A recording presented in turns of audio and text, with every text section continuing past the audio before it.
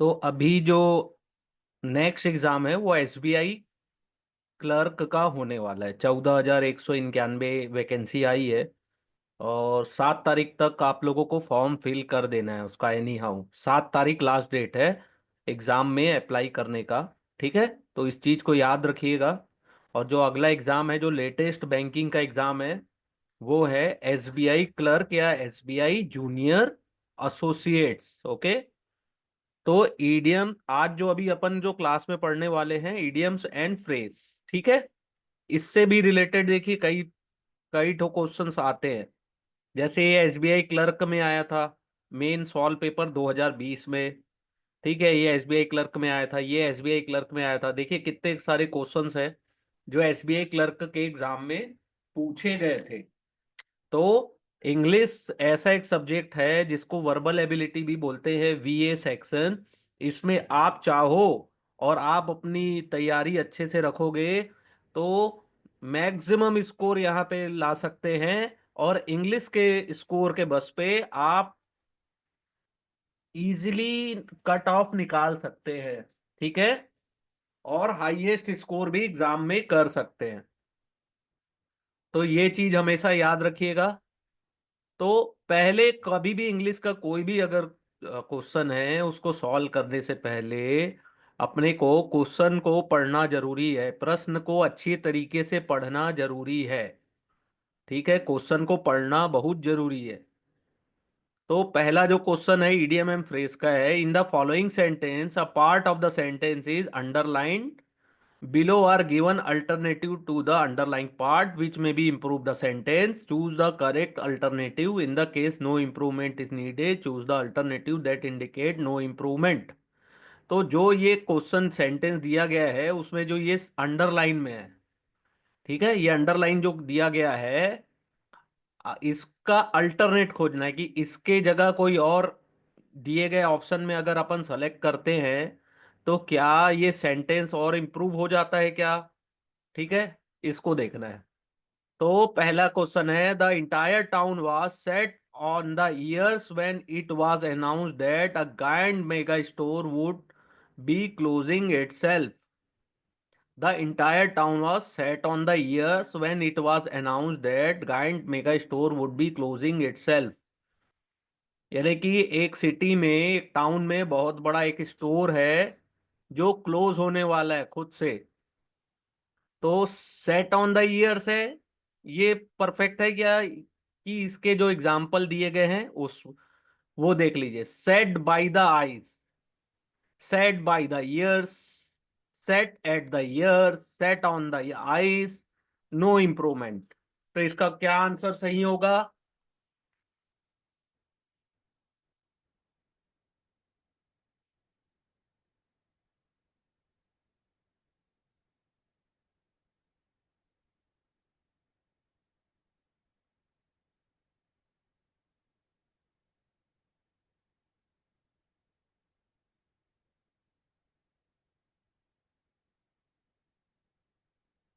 No D, no,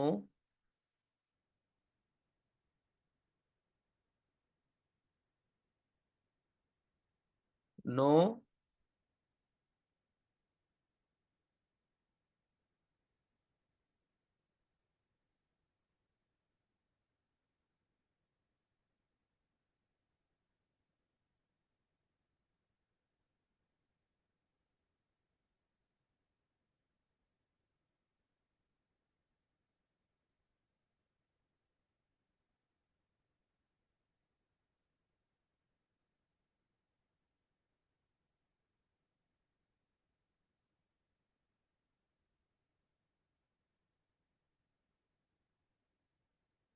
very good. Pooja Rajput ji, आपका answer सही है।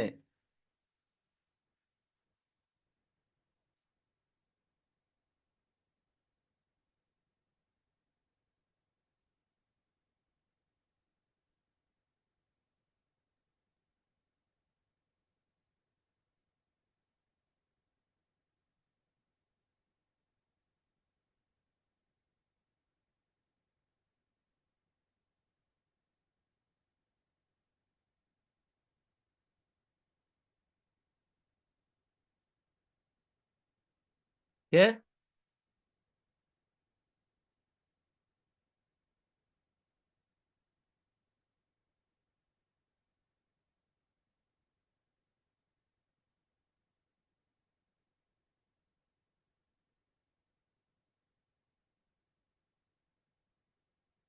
तो इसका जो आंसर है B is right answer, said by the ears. तो said by the ears is the right answer. इस टाइप के क्वेश्चंस बैंक क्लर्क के एग्जाम में पूछे जाते हैं। ठीक है। इसका प्रैक्टिस करना है तो इडियम एंड फ्रेजेस का प्रैक्टिस करिए, तो इजी है आपके लिए। ठीक है। अब सेकंड सेंटेंस को पढ़िए। इन each of the following question choose the sentence that have the correct uses of the highlighted and underline idioms. ठीक है। Choose in each of the following question choose the sentence that have the correct uses of highlighted and underline idioms. ठीक है। The मगर सोड अ clean pair of heels, scattering down a side alley and escaping out of sight. As maker of quality software, they have shown a clean pair of heels to the rest of the industry. They ran after her, but she saw them a clean pair of heels. तो इसमें जो idioms use हुआ है वो है show them a clean pair of heel. इसका मतलब होता है टू रन और move away from someone at greater speed. ठीक है। कहीं से बहुत तेजी से भागना और बहुत तेज, तो show them a clean pair of wheels. ठीक है। तो इसका क्या राइट आंसर हो सकता है? हाँ, मैं पीडीएफ शेयर कर दूंगा। हाँ।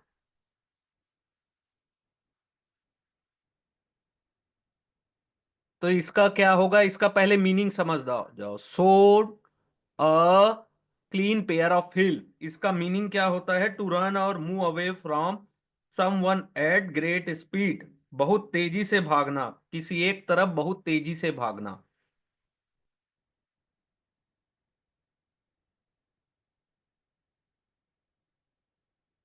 इसका कोई ट्राई करिए, ट्राई करिए, थोड़ी सोच, थोड़ा थिंकिंग थॉट प्रोसेस डेवलप करिए।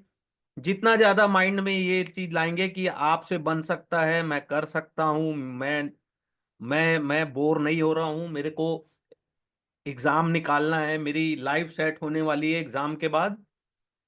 ठीक है। तब आप अच्छा कर पाएंगे। कोई भी एग्जाम पास करने के बाद आपकी लाइफ सेट हो जाएगी, चाहे आप बैंक बैंक में किसी भी पोस्ट में जाइए। कम से कम 50-60 हजार रुपए सैलरी से आपकी जॉब शुरू होगी। तो उसके लिए तो मेहनत लगेगी ना, हार्ड वर्क लगेगा, ऐसा नहीं है। और कोई topic important, no, B not, C no. देखिए, कोई भी टॉपिक ना बैंक के सिलेबस में इंपॉर्टेंट, कि ये टॉपिक इंपॉर्टेंट है वो नहीं है, ऐसा होता ही नहीं है। ये इसकी स्कूल कॉलेज के एग्जाम नहीं है कि जो चीज मैंने इंपॉर्टेंट बोल दी तो वैसा आपके साथ होगा। तो आपको अपना प्रेजेंस ऑफ माइंड,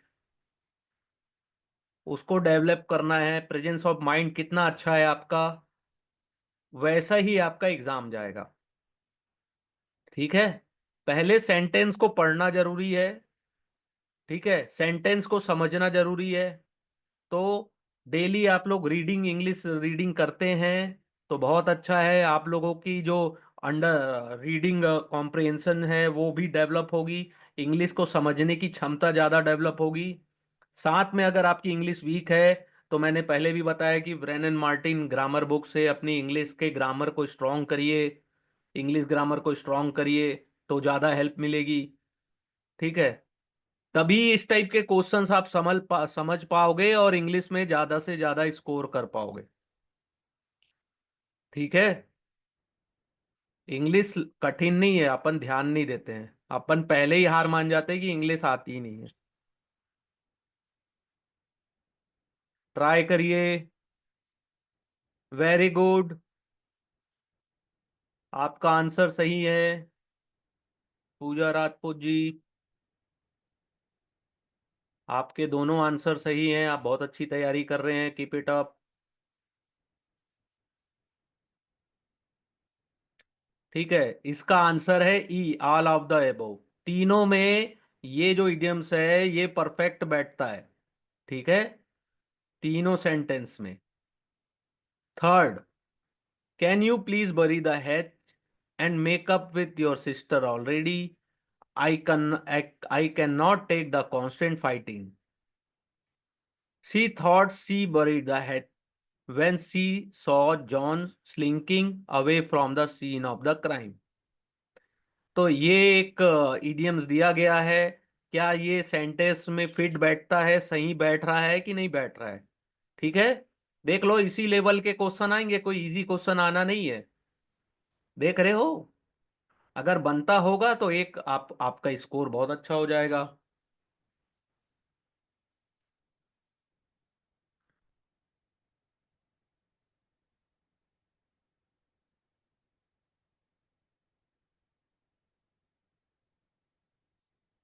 थर्ड का आंसर बताइए।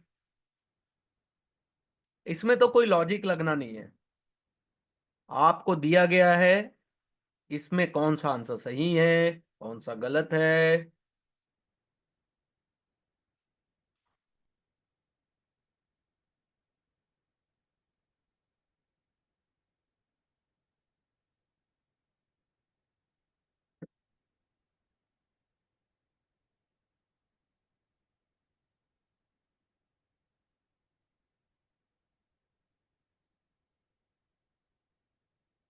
मीनिंग ऑफ idioms मीन्स लड़ाई खत्म करना और शांति बनाए रखना।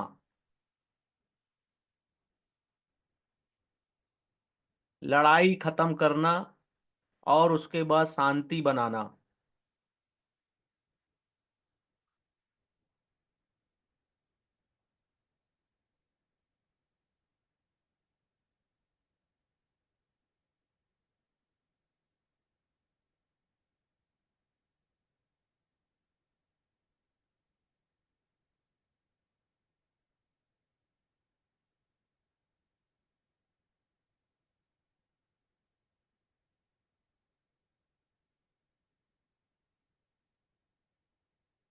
थर्ड का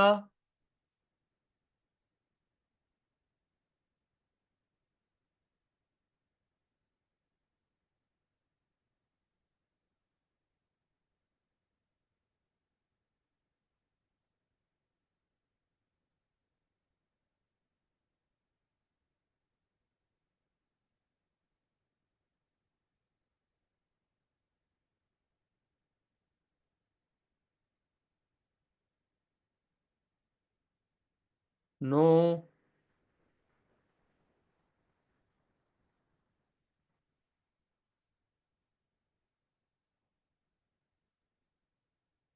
थोड़ा सा सेंटेंस को समझने की कोशिश करिए, और इस टाइप के जो क्वेश्चंस है उनको तभी बनाइएगा जब इडियम्स के मीनिंग पता है आपको। अगर इसके मीनिंग ही नहीं पता है तो इसको आप स्किप कर सकते हैं, इस क्वेश्चन को ना बनाए तो ज्यादा अच्छा है। ठीक है, अगर आपको मीनिंग नहीं पता है तो भी आप कोशिश कर सकते हैं कि ये बोलना क्या चाहता है।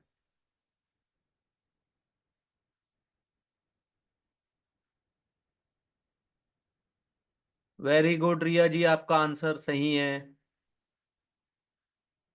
देखो, कभी भी क्वेश्चन सॉल्व करना है तो इनके सेंटेंस को कोशिश करिए ज्यादा से ज्यादा समझने की, कि बोलना क्या चाहता है।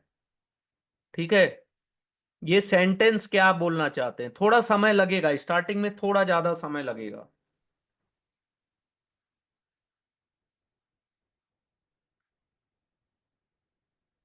इसमें बहुत से क्वेश्चंस इजी भी आते हैं। ठीक है, ऐसा नहीं है कि स्टार्टिंग के डिफिकल्ट हैं तो सब डिफिकल्ट आएंगे।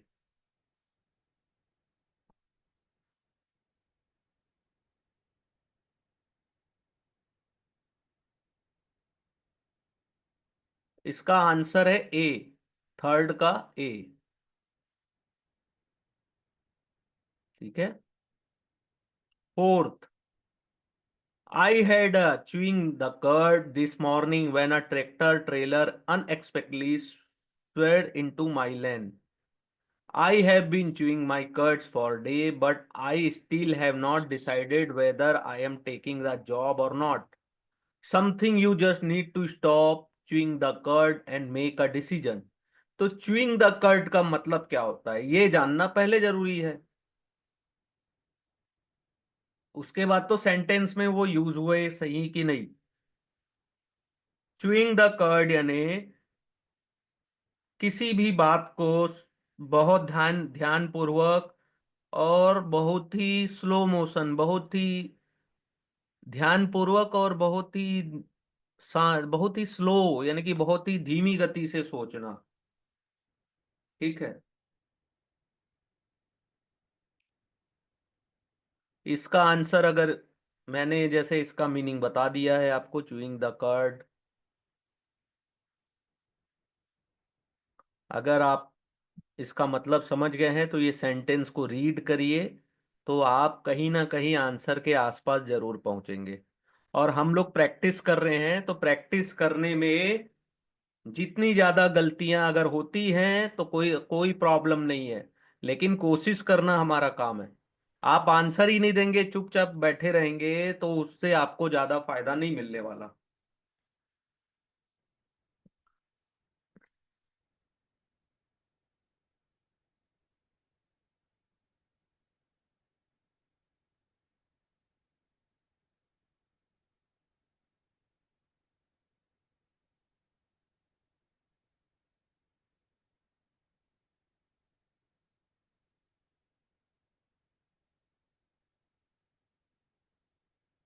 च्यूइंग द कर्ड मीन्स होता है स्लोली और ध्यानपूर्वक किसी बात को सोचना।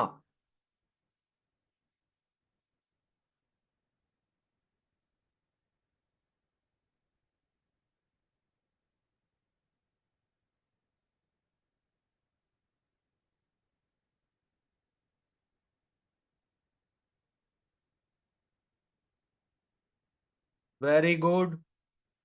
फोर्थ का डी आंसर, जिसने भी सेलेक्ट किया है उनके आंसर सही है। वेरी गुड अमित जी। रिया जी आपका भी ये आंसर सही है। सत्यव्रता जी आपका भी ये आंसर सही है।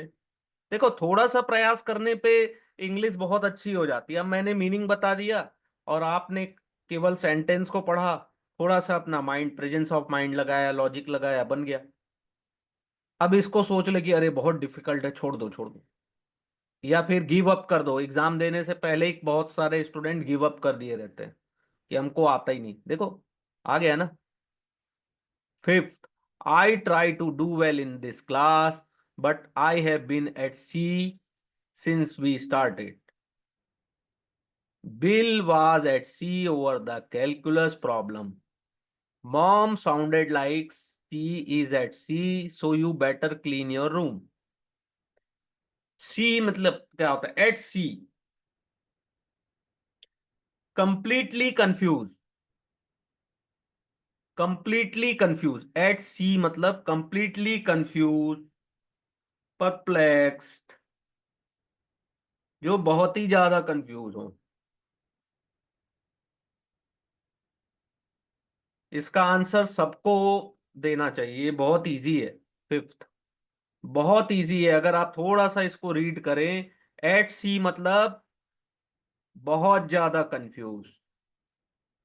तो अगर आप थोड़ा सा ये सेंटेंस को पढ़ें तीनों को, तो आपको आंसर इसका बहुत ही इजीली समझ में आ जाएगा। और मेरे ख्याल से सभी के आंसर सही होने चाहिए।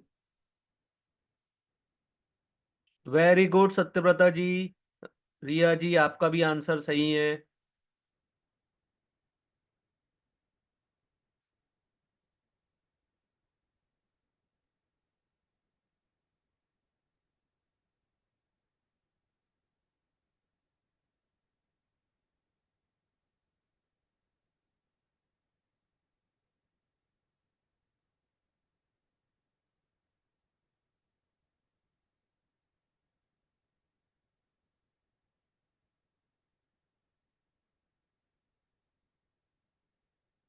ठीक है।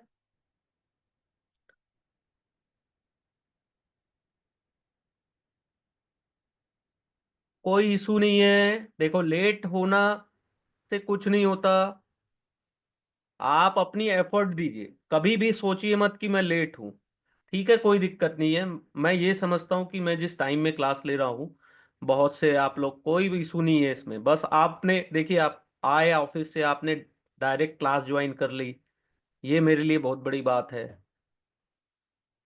कोई इशू नहीं है। देखिए, लेट होना इशू नहीं है, आप लोग घर में भी बहुत काम होगा। ठीक है। बस मैं ये कहता हूँ, प्रैक्टिस डेली करिए। आप भली क्लास में अभी नहीं आप लोग लाइव नहीं आ पाते, रिकॉर्डिंग को देख के प्रैक्टिस करिए, मेरी बातों को समझिए कि मैं क्या कहना चाह रहा हूँ। बस वो मेरे लिए ज्यादा इंपॉर्टेंट है। ठीक है। मेरा बस यही कहना है कि इंग्लिश ऐसा सब्जेक्ट है जो आपको एसबीआई क्लर्क के प्री एग्जाम में अच्छा स्कोर दिला सकता है, और इस स्कोर के भरोसे आपका कट ऑफ क्लियर हो सकता है। ठीक है। ये इडियम एंड फ्रेज पढ़ रहे हैं, ये बहुत इजी है। देखिए, अभी हमने शुरू के दो क्वेश्चंस थोड़े डिफिकल्ट थे, लेकिन अभी लास्ट के तीन जो क्वेश्चंस है बहुत इजी है। ठीक है। प्रैक्टिस करेंगे कहीं ना कहीं तो काम आएगा ना। बस, कोई इशू नहीं है, नो इशू।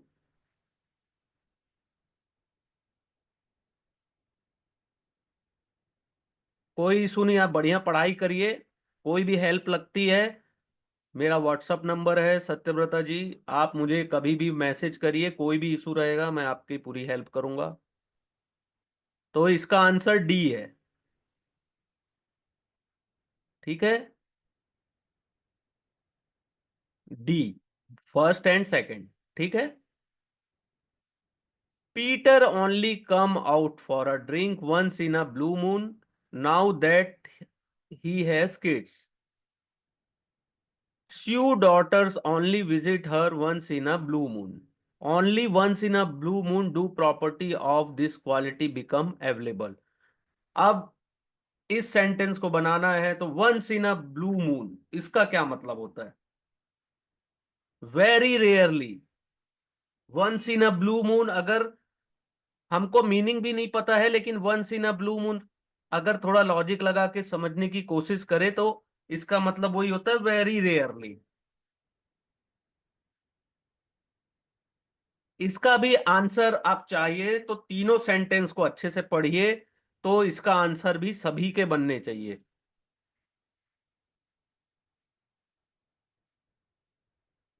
ठीक है।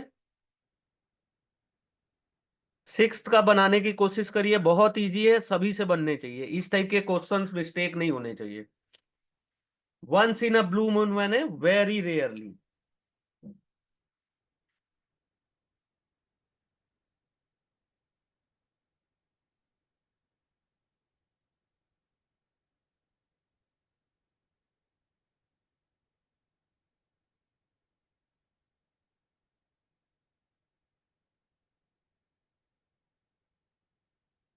वेरी गुड अमित जी।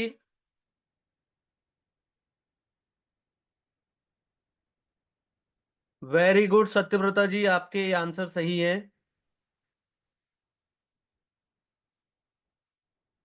आप लोग थोड़ा कोशिश करिए, पहले क्वेश्चन को पढ़िए, बहुत इजी है।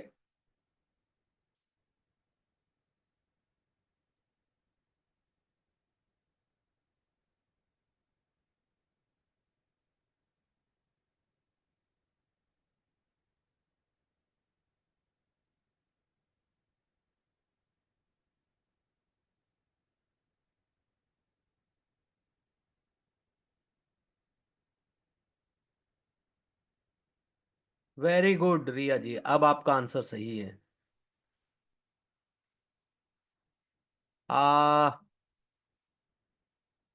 नो, रिया जायसवाल जी आपका आंसर सही है, और सत्यव्रता जी आपका आंसर सही है, अमित सर आपका आंसर सही है।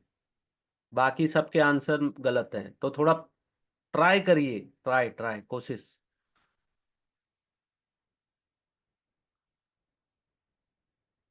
देखो पढ़ो ना, देखो ये तीनों सेंटेंस में once in a blue moon सही फिट बैठ रहा है। वेरी रेयरली इसका मतलब होता है once in a blue moon का वेरी रेयरली। ठीक है। अब question number 7, in each of the questions given below idiom phrase is given in bold which is then followed by five option when they try to decipher its meaning choose the option with the phrase। तो better late than never, इसके आगे क्या होगा? तो इसके answer हैं, कोई बता सकता है? ये तो बहुत यूज भी होता है सेवेंथ का। सिक्स का आंसर है E, all of the above.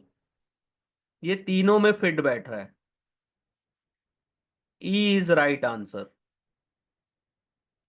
Better late than never, better to stay healthy than to die, इसका यूज कहाँ सबसे अच्छा हो रहा है? Better to stay healthy than to die, better to arrive late than to meet with a accident, better to come late than to die, और है better to stay home then to reach late, better to arrive late than not to come at all. इसका अगर थोड़ा सा आप logic लगाएंगे तो इसका आंसर भी बन सकता है।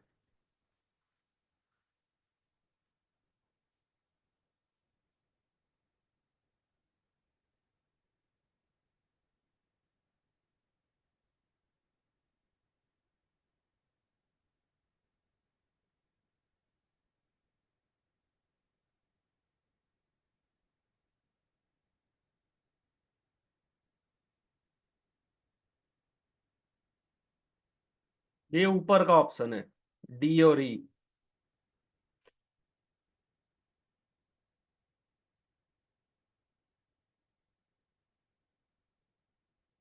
चलो मैं आप लोगों को दे देता हूं, इन दोनों में से एक आंसर है, डी और ई में कोई एक आंसर सही है। वेरी गुड सत्यव्रता जी, वेरी गुड, आप बहुत अच्छा कर रहे हैं। प्लीज ऐसे ही ना प्रैक्टिस करिए, है ना, बहुत अच्छा कर रहे हैं। तो डी और ई में ही एक आंसर है।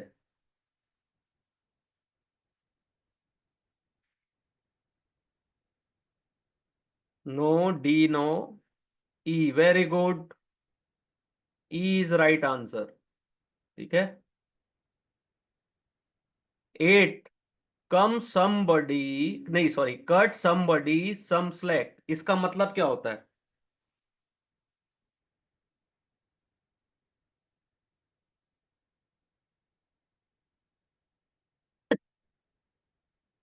किसी को ज्यादा हार्श फील नहीं करना है, इसका मतलब होता है cut somebody some slack means to treat someone in a less harsh manner.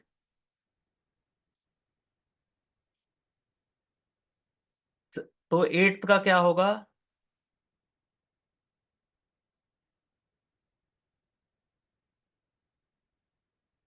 No, eighth का ट्राई करिए।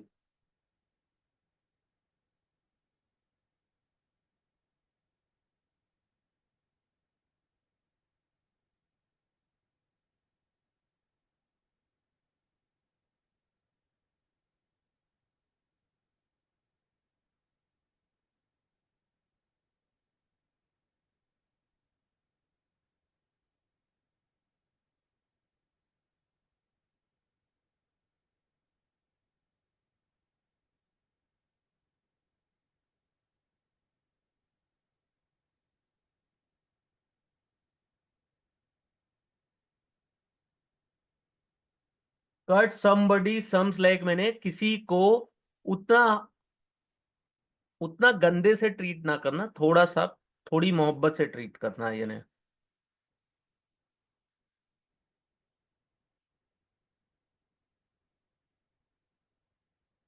थोड़ा कम हार्श या कम उससे या कम र्यूडली बात करना है, यानी कि कम हार्श, यानी कि उसको ट्रीट करना थोड़ा सा कम हरासमेंट करके, ऐसा है इसका मतलब।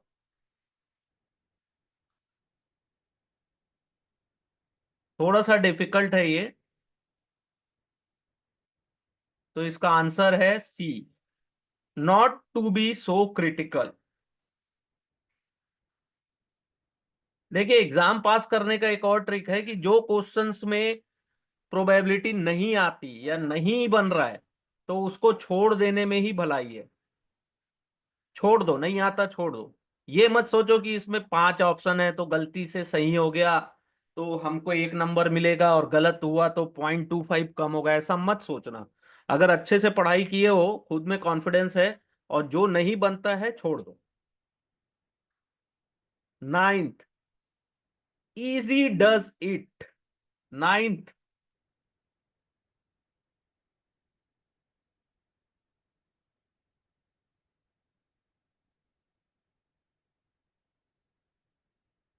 किसी भी कार्य को केयरफुली और स्लोली करना। Easy does it.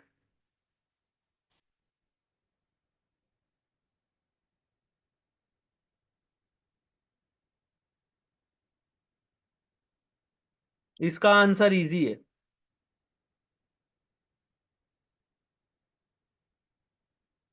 Very good, B is right answer. Easy does it, B is right answer. Slow down. Very good. Get out of hand. 10th, control से बाहर होना। गेट आउट ऑफ ट्रेंड यानी control से बाहर होना। Easy है ये भी। Very good Simpy ji.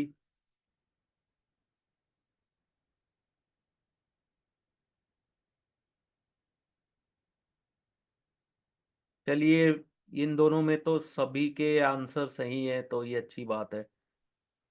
Gate out of hand means D, gate out of control. 11th, get something out of your system.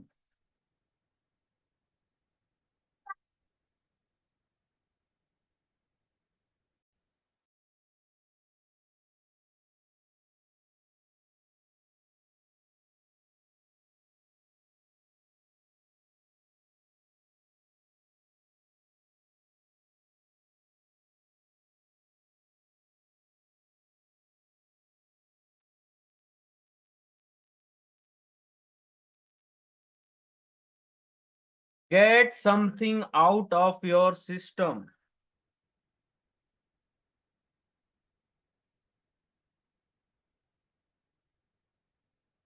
ऐसा काम करना जो आपके सिस्टम से बाहर है, या फिर to do something that one has been wanting to do so that one no longer feel a strong desire to do it. ऐसी चीज जो आप करना चाहते थे और करना चाहते हैं। नो। 11th का,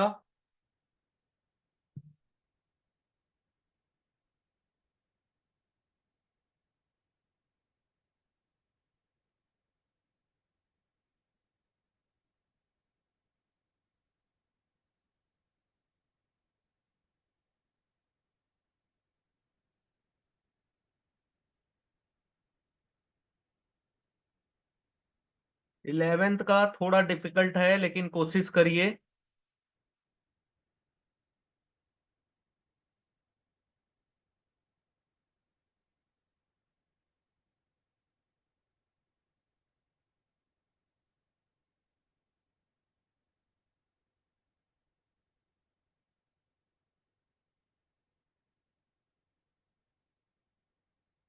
ऐसी चीज जो आप करना चाहते थे लेकिन नहीं कर पाए या भाग भाग गए। वेरी गुड रिया जायसवाल जी, आपका आंसर सही है। तो सी इज राइट आंसर। ओके।